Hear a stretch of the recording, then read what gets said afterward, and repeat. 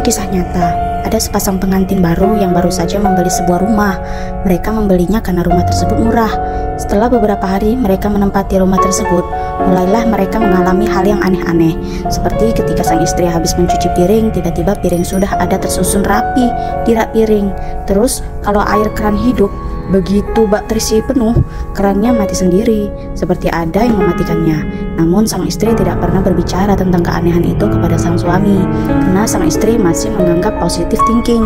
Dan ketika sang suami terbangun saat malam untuk melakukan sholat tahajud, sang suami melihat sang istri baru keluar dari kamar mandi.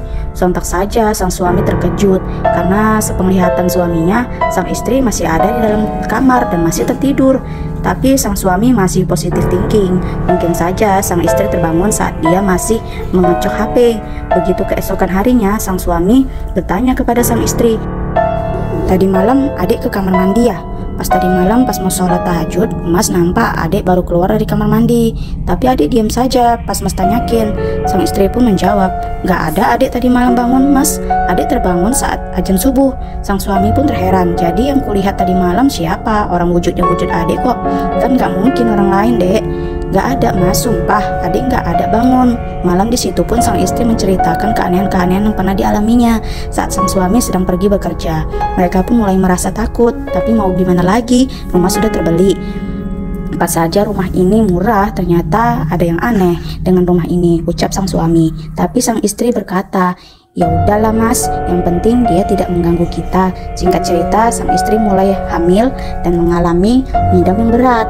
Jadi usulan sang suami, ketika sang suami pergi bekerja, istri tinggal di rumah orang tuanya untuk berjaga-jaga jika ada apa-apa.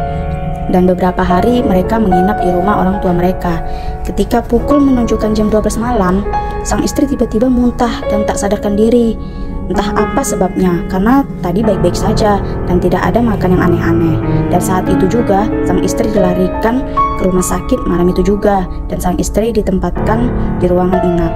Saat jam menunjukkan pukul 2 malam, tiba-tiba seringai ambulan berbunyi sendiri. Sontak pegawai rumah sakit terkejut dan terheran-heran karena di dalam mobil ambulan tersebut tidak ada orang sama sekali.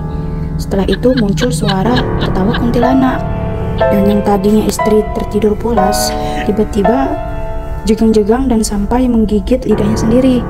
Sampai-sampai pegawai rumah sakit kewalahan. Setelah beberapa jam keadaan sang istri normal kembali, dan salah satu keluarga ada anak indigo. Dia langsung berkata, dia rindu pada tante, karena beberapa hari tante belum ada pulang. Lalu sang suami berkata, "Siapa yang rindu?" Lalu anak itu berkata, "Teman tante yang tinggal di rumah om." Sang suami pun percaya kalau rumah tersebut memang ada penunggunya. Dan yang diceritakan istriku itu benar. Dialah yang membantu istriku selama ada di rumah saat aku bekerja. Dan yang kulihat pada malam hari itu, rupanya dia yang menjelma menjadi istriku. Begitulah cerita dari rumah angker tersebut.